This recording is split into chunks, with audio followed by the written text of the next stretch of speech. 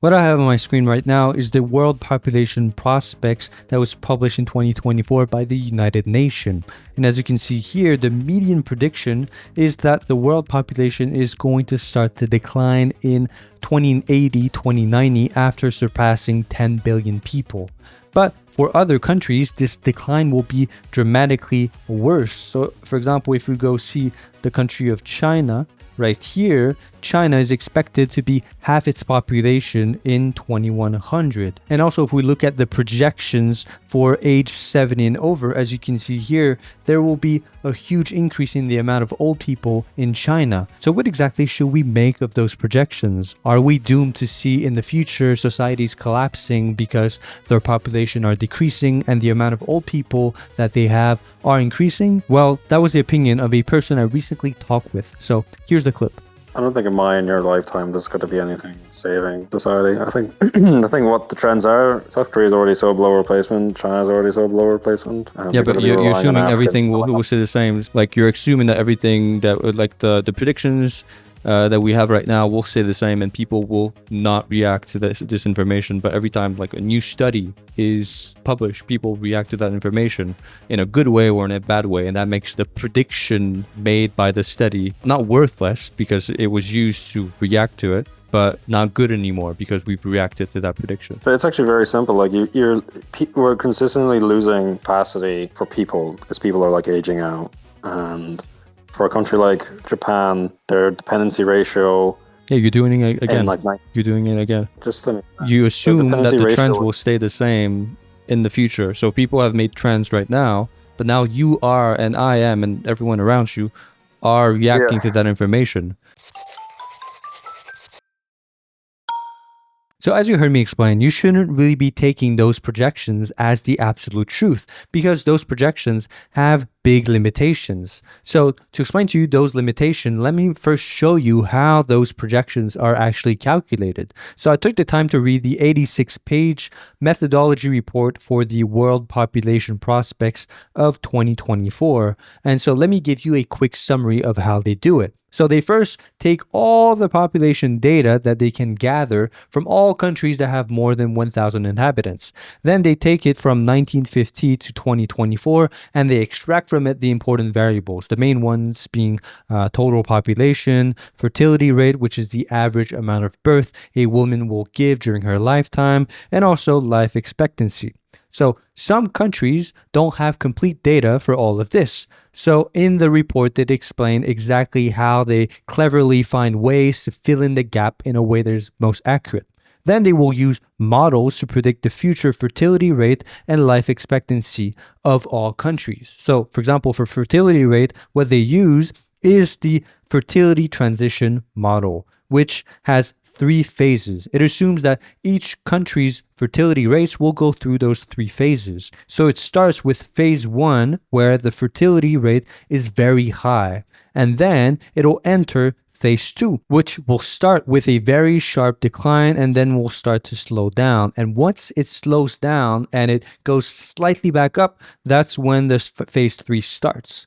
So what they do is that they take that model and they try to put in that graph where exactly each countries are, and that will indicate their future fertility rate. That will predict their future fertility rate. So for example, if you're a country that is right here in phase 2, then they will predict that your fertility rate in the next few years will go down dramatically. And it's the same thing for life expectancy. They use a model that assumes that life expectancy for countries also goes through phases. There's 4 phases. So on the x-axis, that is the average life expectancy of a country. And on the y-axis, that's the 5-year gains that those countries will experience in life expectancy.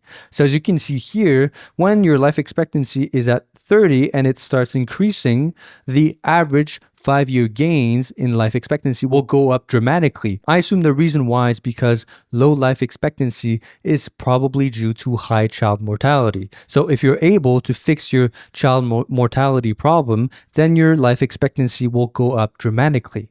But then once it's fixed, then you have bigger problems or more complex problems to deal with. So that's why at 70 years old on average and at 80 years old, it starts going down the 5-year gains that your country will experience in life expectancy. And finally, if your country has a life expectancy of 90 years old, then they still assume that you will have some gains in the future in life expectancy, but those gains will be on average 0.8 years in increase every 5 years. So with this model, they, like the fertility rate model, they look at exactly where each countries are at in their life expectancy, and then they predict the future life expectancy according to this. So that's basically how they do it. And then they'll have different scenarios that will be represented by different lines. As you can see here, there's the mean line, and then there's different scenarios above and under. But nowhere in this report are they saying that they're taking the world's reactions to those projections into account.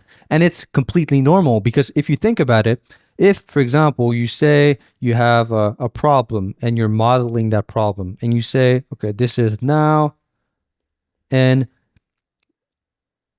in 100 years, this will be the state of the problem. So now let's say you take into account people's reactions to this projection, and you say, well, if people react correctly, well, this will be the problem in 100 years. But now, if you only show the yellow line, well, the yellow line instantly becomes inaccurate because it presumes that people have seen the blue line. But also, making predictions on how people will behave in the future is incredibly limited and complicated. You don't know what people will do, and you don't know what technology will be invented in 50 years. Maybe there'll be a technology that makes the problem completely worse, but maybe there'll be a technology that makes the problem a lot better. You don't know that, and therefore you should just do your projections based on the information you have right now, and that's it. And that's exactly what most projections are trying to do. They show you different scenarios by changing the models or the variables, but they're not claiming to perfectly predict the future or people's behavior or the technologies that we will have available then, because that would be impossible. So let me show you a real life example of this limitation.